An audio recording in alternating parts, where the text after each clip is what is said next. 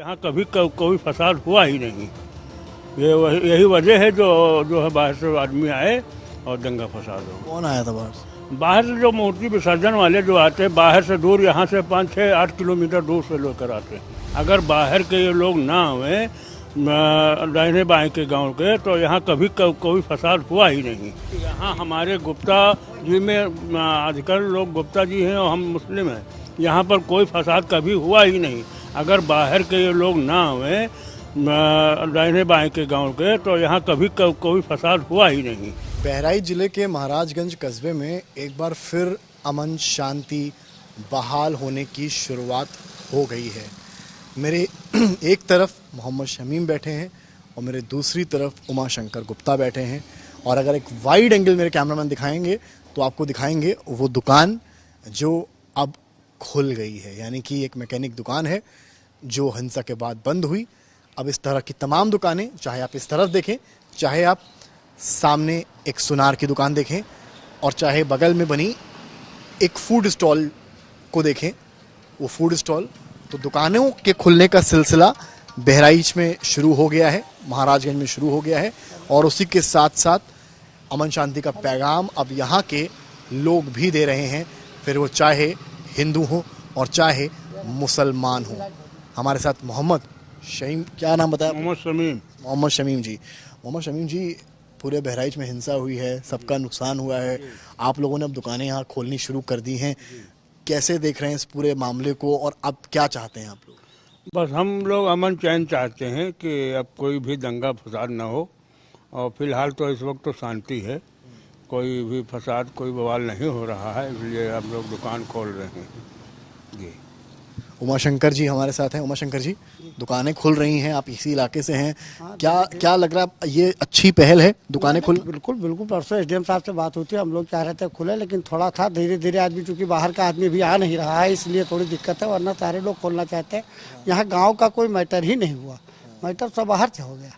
बाहर से मतलब क्षेत्रीय लोगों का, मतलब बाहर से लोग आए थे? यहाँ हमारे गुप्ता जी में अधिकतर लोग गुप्ता जी हैं और हम मुस्लिम हैं। यहाँ पर कोई फसाद कभी हुआ ही नहीं। अगर बाहर के ये लोग ना हुए दाहिने बाएं के गांव के, तो यहाँ कभी कोई फसाद हुआ ही नहीं। यही वजह है जो है बाहर से आदमी आए और दंगा फसाद हो। कौन आया था बाहर से? बाहर से जो मूर्ति विसर्जन वाले जो आते हैं बाहर से दूर, यहाँ से 5-6-8 किलोमीटर दूर से लेकर आते हैं। मूर्ति लाते हैं, मूर्ति विसर्जन वाले आते हैं? विसर्जन वाले लाते हैं यहाँ पर। गुप्ता जी, आप बताइए, क्या ऐसा है कि विसर्जन वाले बाहर से? विसर्जन वाले यहाँ रहुआ मंसूर तक आते हैं। अब जब हम लोग मौके पर नहीं थे, हमारी मूर्तियाँ आगे आ गई थी, तो ये तो नहीं कह सकते किसी ने शुरुआत की, लेकिन जब जो भीड़ थी वहाँ वो बाहर की थी, गाँव की भीड़ वहाँ नहीं थी। चौकी पर गाँव का कोई विवाद नहीं हुआ था, बाहर से कुछ क्या हुआ कैसे हुआ ये तो बाहर की बात थी, लेकिन अब हो गई घटना जो होनी थी। क्या आज भी कोई विवाद हमारा और इनका नहीं है, आज भी वैसे जैसे तब थे तैसे आज हैं, अभी हम लोग मिलजुल कर अभी रह रहे हैं इस वक्त भी। हाँ, कोई दिक्कत नहीं, कोई परेशानी नहीं, पर केवल यही हुआ जो बाहर के आए तभी से कुछ हुआ बवाल, उसी से। तो ये हर साल बाहर से लोग आते हैं या फिर हर साल आते हैं? और क्या क्यों आते हैं? मतलब क्या गांव के लोग सफिशिएंट नहीं होते हैं यात्रा? नहीं, अपनी अपनी मूर्तियों की प्रतिमाओं के साथ आते हैं।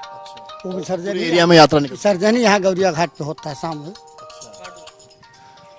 तो आप लोगों ने भी देखी ये सारी चीजें, तो पहले तो सब मिलकर यहाँ रहते थे। जी। आपका कहना है कि बाहरी लोग थे? जी, बाहर के हैं। यहाँ से करीब 8 किलोमीटर दूर के आदमी आते हैं मूर्ति विसर्जन करने, जबकि उनकी विसर्जन वहाँ बरुआ घाट है, उसी गांव के किनारे है।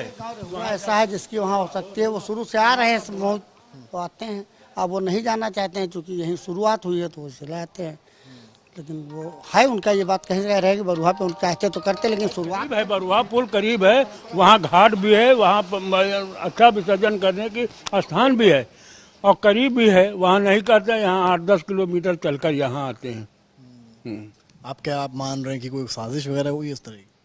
अब ये तो मुझे नहीं मालूम, साजिश थी कुछ नहीं है, वो आ रहे हैं तो परंपरागत, वो जब से आ रहे हैं तब से आ रहे हैं बराबर। मतलब उस वक्त की कहानी है, हीट ऑफ द मोमेंट की, कुछ भी हो गया उसमें गुस्सा आ गया? हाँ, बस उसी में गाने वाने को लेकर? हाँ, किसी डीजे के किसी गाने को लेकर के कुछ ऐसा हुआ कहा था? ये मैं मौके नहीं था तो मैं कुछ कह नहीं सकता हूँ। अभी फिलहाल आप क्या देख रहे हैं स्थिति? नहीं, स्थिति तो अब धीरे धीरे सामान्य हो रही है। माननीय योगी जी ने उनको बुलाया है, जो पीड़ित परिवार थे उनके साथ जो भी राहत दिया हो उन्होंने, जिसके नाते अब धीरे धीरे माहौल शांत हो रहा है। और आप जो हैं, आप लोग जो है खुश, अब माहौल अच्छा मान रहे हैं? हाँ, अच्छा मान रहे हैं माहौल। दुकान में वो लोग आने शुरू हुए? जी, ग्राहक अभी नहीं आ रहे हैं, डरे सहमे हुए हैं, अभी नहीं आ रहे हैं। है हम सारी दुकानें खोल करके बैठ ही नहीं पाएंगे, बैठने का मतलब ही कोई नहीं है। अब यह जो आते हैं उनको जो जरूरत होती है वो पूरी करा दी जाती है, किसी तरीके से होती है, खोल खाल के दे दिया जाता है। गुप्ता जी, आप भी आप क्या एक बहराइच को, लोगों को यहाँ, क्योंकि ये कस्बा और ये जगह है जहाँ से 2 किलोमीटर दूर पे हिंसा हुई है, वहाँ से कोई एक मैसेज देना चाहते हैं, कुछ कहना चाहते हैं लोगों से? नहीं, मैं तो यही चाहता हूँ कि घटना कुछ भी हो तो विवेक से काम लिया जाए। अविवेक में ही ये सारा हो गया। अगर विवेक का इस्तेमाल होता और हमारा प्रशासन जो था, सामने होने के बाद भी उसके सामने घटना इतनी बड़ी हो गई, प्रशासन की कहीं ना कहीं ढिलाई जरूर रही। कितने असर दिख रहे हैं आपको? पुलिस की टीम प्रॉपर थी? इसी मौके पर 5-6 सिपाही और एक नए एसआई बने हैं, वो थे मौके पर। नहीं किया कुछ? अब किया होता तो फिर घटना आगे क्यों बढ़ती। आप क्या मैसेज देना चाहते हैं, जैसा कि गुप्ता जी ने दिया है, आप क्या कहेंगे? भाई यही कमी है, वही जो है सब शासन की कमी रही है कि इसी वजह से ये हादसा हुआ है। तो देखिए आप, यहाँ पर ये मैकेनिक साहब हैं, इनकी दुकान खुल गई है और फिलहाल अमन शांति बहाल हो इसकी कोशिश बहराइच में की जा रही है। सभी समुदाय के लोग एक साथ बैठकर बातें कर रहे हैं, चकल्लस कर रहे हैं, चाय पानी हो रहा है और दावा ये कर रहे हैं कि यहाँ के लोग तो सालों से साथ में रहते थे, साथ में पढ़े खेले, दुकानदारी की, लेकिन बाहर से लोग आए और फिर ये बवाल बढ़ा। कैमरामैन गौरव के साथ समर्थ श्रीवास्तव, बहराइच।